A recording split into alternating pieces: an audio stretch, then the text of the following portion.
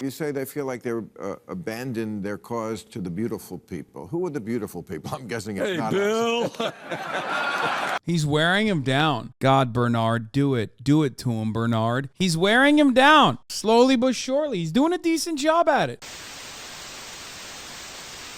All right, Bernie Sanders was on Weeby's favorite TV show, Real Time with Bill Maher. Let's take a look at some of the takes. You were advocating at the Supreme Court, I think it was last week, right? Because, or maybe it was this week, that the Supreme Court is looking at Biden's giveaway to people who own debt. Giveaway is your term, not my term. Well, they have college debt. Okay, and we're going to give them money. We're going to forgive debt. Well, we're arguing about the same thing, but there was no argument. We're giving the money. Okay, so I just want to read you this. Again, this is against why people sometimes, I think, question some of what you're saying. This is a survey student loan forgiveness recipients. 73% of applicants say they are likely to spend their extra money on non-essential, including vacations, smartphone, drugs, and alcohol. They admitted that. Oh my God, he is so right-wing, dude. He is so incredibly right-wing. First of all, smartphone, drugs, and alcohol. Like, why did you put smartphone in there? Smartphone, drugs, and alcohol? The do you mean? Smartphone is like everything. Drugs and alcohol. Extra money on non-essential, including vacations, smartphone, drugs, and alcohol. What do you mean, smartphone? It kind of makes no sense. Yeah, no shit. Like, people will spend money on their smartphone. I mean, who cares? And who cares ultimately? Like, what does this take? Like, oh, well, you know, if you get debt relief when school should be free in general, when college should be free already, if you get debt relief, if you get a little bit of financial restitution from that, and you want to spend it on whatever the you want to spend it on, like, oh, that's not allowed. Like, you, I hate it. I hate this argument when people are like, people are buying steaks with their EBT card. It's like, what? If you're poor, you're not supposed to eat steak? Like, what are you talking about? What the are you talking about? Especially when it's some dumbass like Bill Maher who like does everything. Like, this dude still goes to sex clubs and shit. Bro, what? Is it only for you because you hit the lottery and got lucky enough to make it in Hollywood? So only you get to have fun? People should be able to have fun. If they want to buy shit, they can buy shit. I hate that. He's reading a study, bud. Yeah, I'm already undermining the inherent reactionary take here that, like, people have to spend it on things, okay? Things that people have to spend it on, like, essential things if they get debt relief. When school should already be free. So it doesn't matter, okay? 44% said that they would actually spend the extra money on the smartphone. 43% said investing in the stock market. 42% said gifts, gaming system, wedding, drugs, alcohol, gambling. None of the, by the way, oh my God, this study is so bad. The more I find out about the study, the more I realize, like, it is so stupid. Wedding, non-essential things like a wedding. Non-essential things like, gambling, fine. Drugs and alcohol, fine. That's a classic trope. But the idea that, like, or a gaming system, the idea that, like, investing in a stock market, smartphone, and weddings are considered, like, non-essential is really stupid. Smartphone is absolutely essential. A wedding could be essential in this regard. Anyway, not only that, the study is already like sampled horrifyingly poorly. So that's hilarious. But even then, it doesn't even matter. It does not even matter. Because if people want to spend it on non-essential shit, they should be able to spend it on non-essential shit.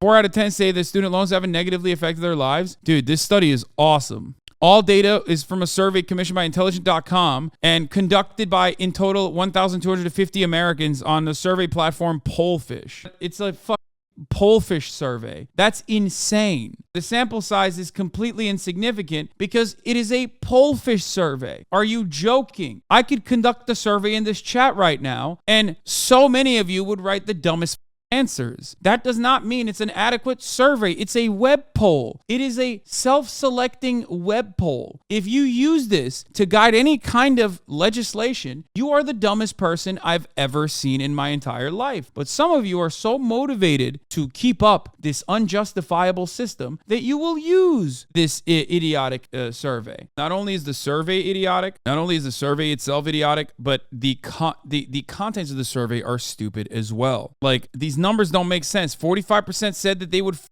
spend it on food, but we shouldn't have a say in where people spend this kind of money, this additional money. Because half the time, for example, people will go out and buy a car, right? Now, you might think it's non-essential, right? You can make that argument. They're like, oh, what the f*** are buying a car? It helps the economy, you idiot. That's why you do debt relief. If you want to talk about it from like the higher level concept, debt relief is good for the economy. It gives people more purchasing power. It feeds back into the economy immediately, especially when a lot of these people are spenders and not holders like wealthier people are. Poor people immediately cycle the money back into the economy, whereas wealthy people will invest it, okay? Will park their assets. So them purchasing stuff is kind of the point of why they do debt relief, especially when you realize that the main reason for why this debt even exists is fraudulent. This debt should not exist because public education should truly be free up to the college level. So yeah, I don't care. I think it's an overall good thing. I don't give a shit what you do, okay? And even if you are going to gamble it, which I would say don't do that, obviously, okay? Obviously, don't gamble your student loan debt relief. It's not up to me, or that is not what I would cut policy off of when you shouldn't have gotten that kind of debt anyway. That college should be free. They admitted that to the pollster. Who is this pollster? NBC News. That's bullshit. That's not NBC News. He's lying. 52% they are likely to buy new clothing. 46% they would use the money for vacation and eat out at restaurants. This is why people have a thing about, I would never call it free money. Oh, I guess I just did. But Well, I mean, let me respond to that in two ways, Bill. Talk about giveaways. Under Trump, the Congress voted for $1 trillion in tax breaks for the richest people in this country and the largest corporations. That's a giveaway. We just increased military spending with very little discussion. I don't know if you know this, by $80 billion. Great military industrial complex. Including the Democrats. Pardon me? The Democrats vote for it too. Yes, absolutely correct. Absolutely right. All right. But that's socialism, the military. That's crony socialism. Well, that's right? Crony capitalism. But the military isn't capitalism. That's the government. No, but it's who owns the military industrial complexes. All right, but anyhow, all right. So when you talk about... Yeah, exactly. No, it's 100% correct. Exactly. The military is, in a way, no different than, people talking about how, like, in China, you have people dying in Foxconn facilities, which, like, things have gotten significantly better in China, okay? But it's literally that. You got American men and women, young 17-year-old dickheads getting enlisted to go and like kill people overseas and get up specifically so Raytheon's profit margins look better. That's like at least China threw its labor force at the problem and then collectivized the gains so that like they could uplift themselves and eradicate extreme levels of poverty in less than a couple decades. In America, we throw bodies at the problem so that Raytheon executives can make a tidy profit. There you go. All of our output is about destruction, and that destruction is at the behest of the military-industrial complex, and the profits of that destruction are not even socialized. The gains are not socialized. Only the losses are. Do you just defend China law? My friend, you might be new here, but, China has defensible qualities, and I defend it regularly. I am a fair and honest man. But, of course, socialism is not when the government does things, and the more the government does things, the more socialist it is. That's a silly notion. It's incorrect. It's false. And I don't believe that. But, of course, Bill Maher is going to take advantage of the fact that most people are unfamiliar with this process. Giveaways. You have major corporations in this country that make billions in profit, don't pay a nickel in taxes. Billionaires have an effective tax rate lower than that of a truck driver or a nurse. You have a generation. You talk about this younger generation right now. I got around the country and I talked to a lot of people. I don't know anything about that poll, but I can tell you, I've talked to nurses who are working their asses off, doing the right thing. They leave school $70,000 in that. They can't afford now to get married and have children. They can't afford the housing that they desperately need. So the truth is, you got a generation that everything being equal, the younger generation will have a lower standard of living than their parents. You and I, and I'm a little older than you, can remember 50 years ago, what did it cost to go to the University of California? Remember? $50, yeah, 500. Virtually free. City University. He's wearing him down. God, Bernard, do it. Do it to him, Bernard. He's wearing him down. Slowly but surely. He's doing a decent job at it. New York, right. Virtually free. And now these young people are leaving school deeply in debt. They're struggling economically. They deserve a break. Yeah, I couldn't agree more.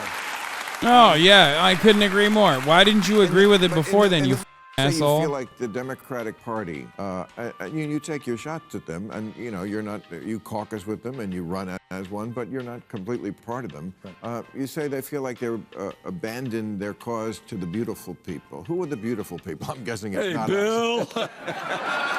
You're looking really beautiful tonight here in L.A. Me? Thank you, Bernie.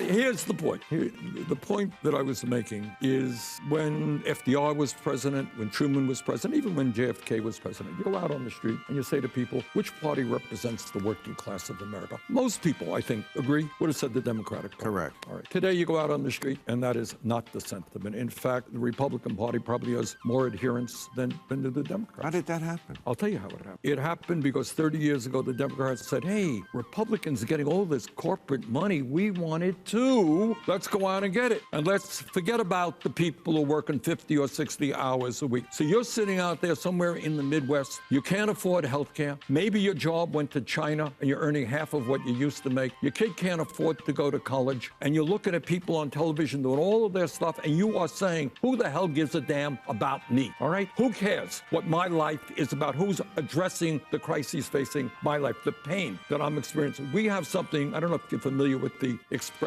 it's called diseases of despair. Of course. All right. And what the doctors tell us, we have a life expectancy above and beyond COVID, which is in decline. It's in decline because people feel hopeless. Their jobs are taking them nowhere, worried about their kids, and they're turning to alcohol, drugs, and even suicide. All right. We've got to restore hope to the American people. Working class are the majority of people in this country. They are hurting. After 50 years of exploding technology, they're earning less than they did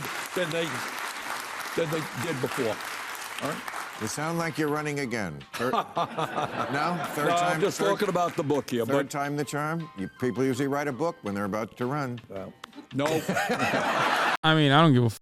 He runs again. I vote for him again. I vote for him as many times as he wants to run, you know?